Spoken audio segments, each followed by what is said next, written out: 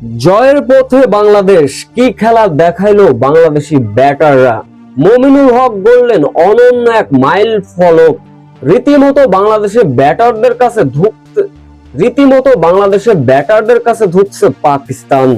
চতুর্থ দিনে 7 রান আর বিনা উইকেট নিয়ে খেলতে নেমেছিল বাংলাদেশ। এরপরে অবশ্য দলের হাল ধরলেন মমিনুল হক ও নাজমুল হোসেন শান্ত। বরাবর টেস্ট ক্রিকেটে বাংলাদেশের অন্যতম নির্ভরযোগ্য ব্যাটার মমিনুল হক। চাপের মুহূর্তে যিনি প্রতিপক্ষ বোলারদের সামাল দিয়ে ইনিংস মেরামত করেন।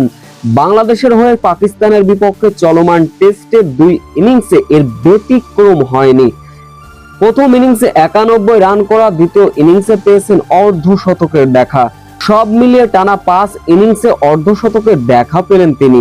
এটি তার টেস্ট ক্যারিয়ারের 27তম অর্ধশতক। পাকিস্তানের বিপক্ষে এই 50-র পরে টেস্ট ক্যারিয়ারের 5000 মাইল ফলক স্পর্শ করলেন মমিনুল হক। তৃতীয় বাংলাদেশি ব্যাটার হিসাবে এই মাইল ফলক স্পর্শ করেছেন। 50-র পরও অবশ্য ক্রিজে বেশিক্ষণ থিত হতে পারেননি মমিনুল হক।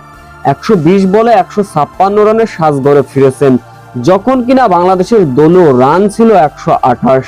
এরপরে অবশ্য নাজমুল হোসেন শান্তও পেয়েছিলেন 50-র দেখা। ব্যাক টু ব্যাক 50 তুলে নেন তিনি। বিকালে নাজমুল হোসেন শান্ত, মুশফিকুর রহিম প্রতিরোধ গড়ে তোলেন। চতুর্থ দিন শেষে বাংলাদেশের সংগ্রহ 152, 3 উইকেট হারিয়ে, যেখানে নাজমুল হোসেন শান্ত 58 এবং মুশফিকুর রহিম 16 রানে অপরাজিত আছেন। বাংলাদেশের লিড 179 রানে। বিকালে নাজমুল হোসেন শান্ত, মুশফিকুর রহিম প্রতিরোধ গড়ে তোলেন। এই প্রতিরোধ গড়াটা যদি পঞ্চম দিনেও ভালো একটা রান করতে পারে বাংলাদেশ, ভালো একটা টার্গেট দিতে পারে পাকিস্তানকে, তবে জয় অথবা ড্রর বিকল্প হবে না টাইগারদের।